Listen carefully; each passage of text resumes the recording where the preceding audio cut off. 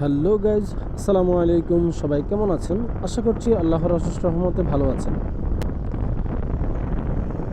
যারা যারা সরকারকে ট্যাক্স দিয়ে আপনার যানবাহন রাস্তায় চালান বা যানবাহন রাস্তায় চলাচল করান, তাদের জন্য খুবই খুবই খুবই একটা সুখবর আছে। এটা অবশ্য সুখবরও বলতে পারেন, আবার দুঃসংবাদও বলতে পারেন। সেটা হচ্ছে আপনার ঢাকা মেট্রোপলিটন পুলিশ, তারা এআই ক্যামেরা দ্বারা আপনার সিগন্যালগুলোতে তাদের অটো মামলা শুরু করে দিয়েছে অলরেডি। তো এই অটো মামলার ব্যাপারটা অনেকে জানেন, অনেকে জানেন না। ম্যাক্সিমাম পিপল জানেন যে অটো মামলাটা এরকম যে আপনার ট্রাফিক পুলিশকে আপনি ফাঁকি দিয়ে সিগনালে লাল বাতি জ্বলতেছে, আপনি লাল বাতি অমান্য করে আপনি গাড়িটা টান দিয়ে আপনি সিগন্যালটা অতিক্রম করে ফেলেছেন। বা দেখা যাচ্ছে যে আপনি হেলমেট ছাড়া আপনি বাইক চালাচ্ছেন, সিট বেল্ট ছাড়া আপনি গাড়ি চালাচ্ছেন, হ্যাঁ, অথবা বাইকে আপনার পিলিয়ন নিয়েছেন, পিলিয়নের হেলমেট নেই, অথবা আপনার একের অধিক আপনি পিলিয়ন নিয়েছেন। তো এইসব ক্ষেত্রে আবার আরেকটা বিষয় আছে, সেটা ওভার স্পিড। তো ওভার স্পিডের ক্ষেত্রেও আপনার দেখা যাচ্ছে যে পুলিশ যদি নাও ধরতে পারে, সেক্ষেত্রে আপনাকে অটো মামলা জেনারেট করে দিবে এআই ক্যামেরার মাধ্যমে। তো এই জিনিসগুলো তারা আপডেট করেছে আপনার ঢাকা মেট্রোপলিটন পুলিশ। এটা ভালো।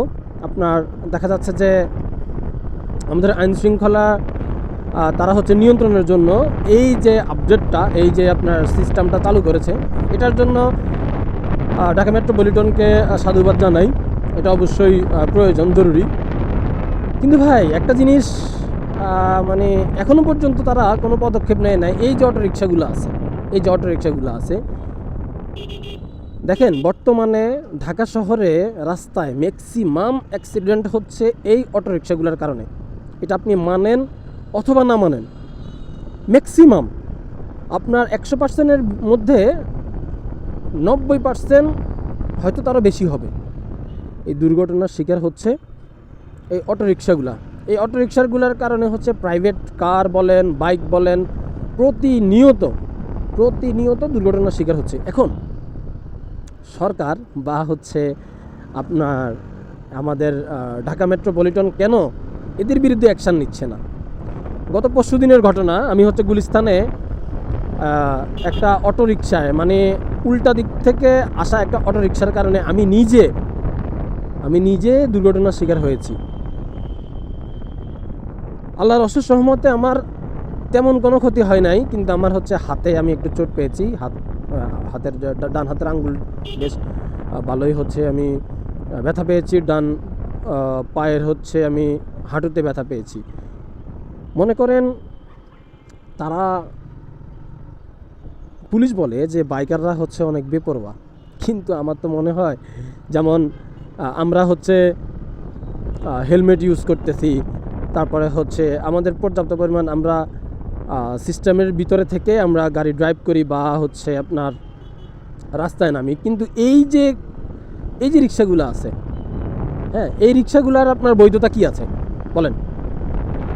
আমার গাড়িতে যদি আপনি কাগজপত্র না থাকে, সেক্ষেত্রে আপনি আমাকে জরিমানার আওতায় আনতে পারতেছেন। আমি ট্যাক্স দিয়ে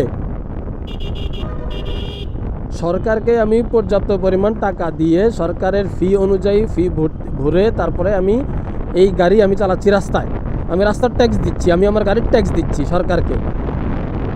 আর এই যে গাড়িগুলো আছে, দিনে দিনে এই গাড়িগুলার চাপ ঢাকা শহরে বাড়তেছে, ঢাকার রাস্তায় এই চাপ বাড়তেছে। তারা কি দিচ্ছে? আইন শুধু কি আপনার প্রাইভেট কার, এই বাইক যারা ট্যাক্স দিতেছে, আইন কি শুধুমাত্র তাদের জন্য? এই প্রশ্নটা সরকারের কাছে এই ক্ষুদ্র মানবের। আশা করি